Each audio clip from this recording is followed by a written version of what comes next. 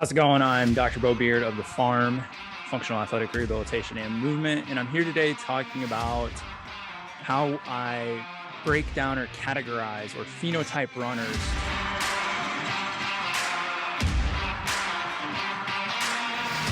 to allow runners, endurance athletes really in general, maybe even endurance or athletes overall if we want to get into it, but in particular running, how we phenotype those athletes to improve their training outcomes and also during the injury and rehabilitation process. So what do we mean, or what are the phenotypes? Well, if we just wanted to give them, broad-based names, it'd be something like a stretchy runner and a stiff runner. I'm going to look at the youth runner in particular because that's going to have less accounting for a lifetime's worth of accommodation, right? So we haven't necessarily had a kid or an adult, that's sat in a desk, had time to stiffen up, things like that. So we're looking at what's this kid actually look like without a lot of environmental influences. And granted, even if I see a kid at 14 years old, they may have sat in a chair in school for upwards of a decade by that point. So the two phenotypes or two types would be a stretchy versus a stiff runner. So a stretchy runner, we're going to use some different things to categorize them. The first one would be Beighton criteria. So the Beighton scale of hypermobility is a 9-point check system. So the checkpoints would be your pinky going on beyond 120 degrees of extension, hyperextension of your elbows, bringing the ability to bring your thumb down to your forearm, hyperextension of both knees, the ability to palm the floor in a toe touch with knees straight. The 10th and extra credit point would be the elasticity or the stretchiness of your skin. That's getting into like Marfans and things like that. So extreme hypermobility. The other thing that we would use to categorize that runner would be running gait, stability tests. So if we look at a testing system or an assessment system, so the FMS is a system that's going to usually allow for stretchy people to pass. There's a few tests in there, like the rotary stability test and the stability push-up test that are going to look at stability. So we look at how they're doing that. Maybe we could use components of the functional capacity screen, like the jump and the ability to, carry weight over a distance to kind of start to amalgamate this. Okay, this is a stretchy runner. Stiff runner, what are we looking at? This is the kid, guy, girl, can't touch their toes, can't complete a deep squat. And this could be true mobility issues or neurologic stability issues, right? Putting on the neurologic parking brake. Either way, they tend to be more on that stiff side. That has less criteria to get that stiff runner sussed out other than how do they move. They're probably going to be a little more explosive, a little more poppy, a little more adept at things like plyometrics. And that's how we're going to suss these two out. So why do we do that? Well, if we look at what running is, the running equation basically breaks down to three things, right? So stride length, stride rate, and then vertical oscillation. There's a lot of moving parts in there, pun intended, right? But stride length is obviously the amount of distance we're covering with each stride. The average across male and female runners is about 2.5 feet, but the range is 2.5 to 5 feet. My average, looking at Coros data, is about 3.5 feet per stride. That's going to vary based on speed, but not actually that much, believe it or not. Stride length is going to be largely driven, and this is again broad strokes, largely driven by the ability to create power and stabilize efficiently, right? Obviously, you need a modicum of mobility to actually get into hip extension, hip flexion. But if you're not very stable and you don't have a lot of power, you're going to tend to chop your stride down, have short steps. So you require less stability because running is literally jumping from one foot to the other. So when I take away that need to jump as far, I need less stability and power. Hence why we'd also maybe test the runner, the youth athlete with jumping, single leg, double leg, broad jump, things like that. Stride rate or cadence, right, for our elites is going to fall usually somewhere in between 170 upwards of 185 strides per minute, and that's bilateral. You're going to see a lot of people live around that like 160, 165. A lot of that has to do with inefficient mechanics. Also, some of the things we just talked about with stability. But we can't pick out if somebody's a stretchy or a stiff runner just based on those things, right? We have to kind of put all the pieces together. The last thing, vertical oscillation, which a lot of people don't pay attention to, and when they do, sometimes it gets wrongly demonized. Vertical oscillation can average anywhere from 6 to 13 centimeters in runners. There's an elite marathoner out there that has 15 centimeters vertical oscillation with each stride. The purpose of vertical oscillation or running gait is to use our mass and our momentum coming into the ground to wind up passive tissues like the plantar fascia, Achilles, IT band, even wind up these tissues and then let them go like a slingshot. If we try to dampen our impact or have a flat running, which sometimes wrongly gets coached, we lose the ability to create this bounce. Well, that makes us then have to work harder from a muscular standpoint. So we become more of a pusher and a puller rather than a bouncer. Well, this is also why we would test stretchy versus stiff. There's obviously a Goldilocks zone in here. If I'm too stiff, I can't get into adequate ranges of motion to create things like the windlass mechanism, right? The big toe winding up across the plantar fascia into the Achilles to kind of let go. So if I have limited big toe extension, ankle dorsiflexion, I can't max that out. But if I'm too loosey-goosey or I lack motor control, I get to the far end range of that soft tissue, and it's actually kind of like running in quicksand. Now I have to push my way out of instead of bounce or pop my way out of. So taking stride length, rate, and oscillation now, and then we say, hey, we have stretchy and stiff runners. We kind of know, okay, we have two categories. We have these three components of running. What are we actually going to do to train these people different? This isn't necessarily run training. This is to prep them for the ability to run.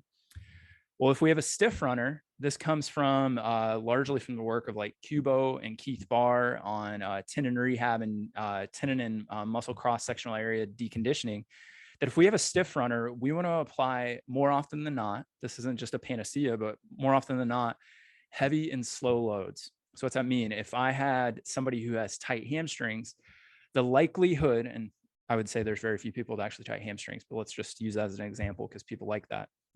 If I had tight hamstrings, I think it would be a much better strategy to apply heavy loads through a full range of motion. If I don't have full range of motion, I take that range of motion to its full controlled capacity. So what's an example of that?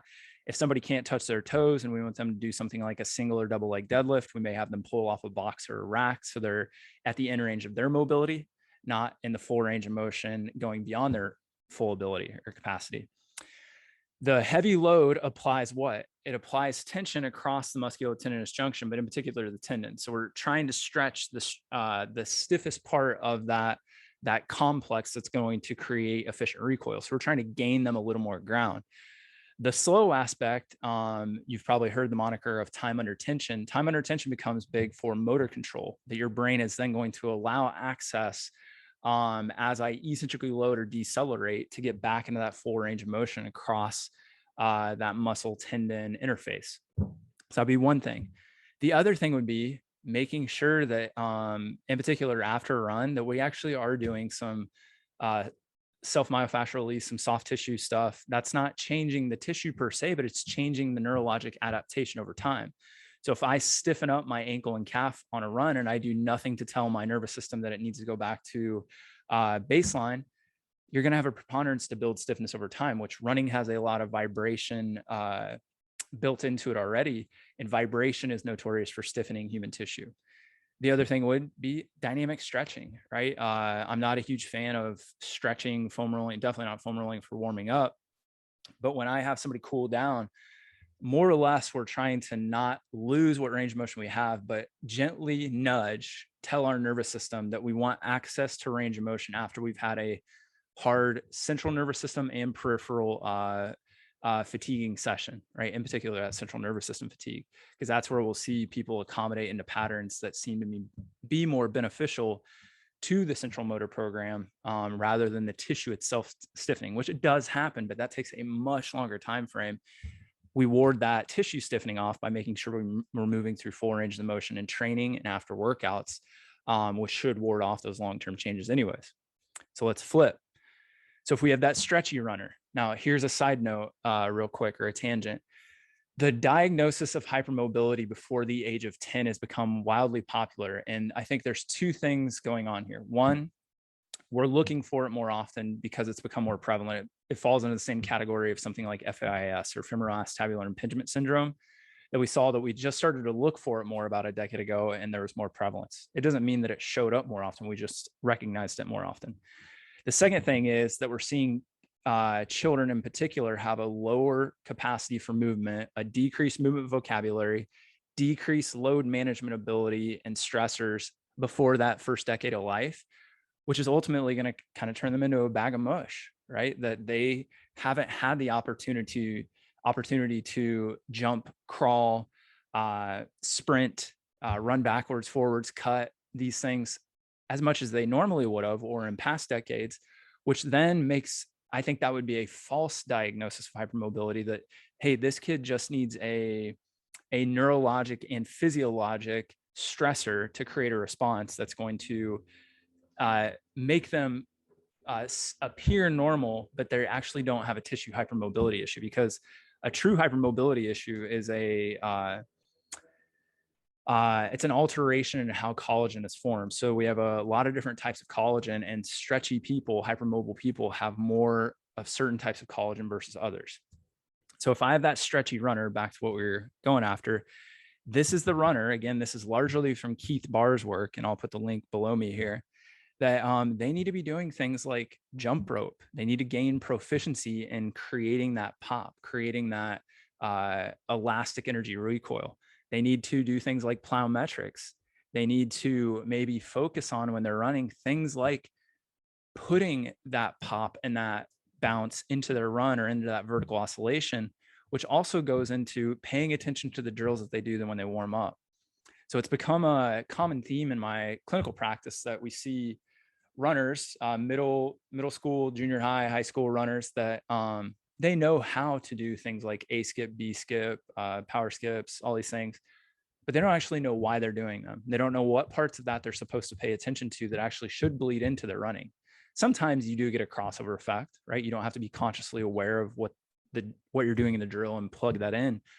But oftentimes, if we need some coaching, that's why we would do a drill. Just right, like a pitcher doesn't just practice a curveball; he would have drills to get the component parts down, and then those all go into that pitch. So those would be the big things that differentiate, right? Heavy, slow loads, making sure that we're accessing full range of motion and working on the tissue for a stiff runner. For our stretchy runner, making sure that we're creating pop, creating some stiffness across the tendon and musculotendinous junction through things like jump rope, plyometrics, lighter, quicker loads, less recovery.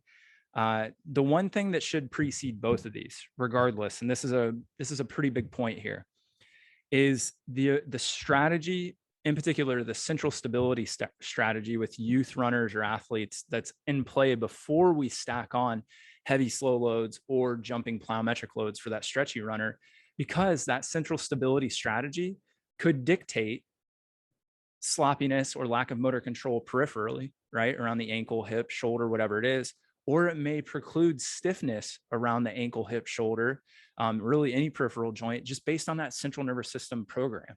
And that's a big deal. That I get that that's maybe outside of the realm of what a coach can handle oftentimes, but it does also go beyond just throwing planks and bicycles and dead bugs at kids. Again, we're talking strategy, not strength. Those are strength building body weight exercises. We're talking about the strategy that's at play when they get into those positions, and then the carryover from those positions into running, which at the end of the day, running is what? It's nothing more than upright posture, falling forward slightly over a specified amount of time or distance. So I hope that helps, whether you're a runner, you're a coach, or you're a practitioner, that if you can start to phenotype or split off or subgroup your runners or your endurance athletes, your athletes overall, I think you're going to find more bang for your buck with your outcomes. Because again, the further I get into practice, the further away from treatment I get, and the closer to management I get. That I'm trying to manage the athlete, the scenario, the organism, which includes the environment, sport of choice, things like that. So I hope you learned something. Stay tuned for more running videos on all sorts of health stuff. And if you have any questions, comments, concerns, you can leave in the comments below. You can hit me up on social media at Dr. Beau Beard, and I appreciate you watching.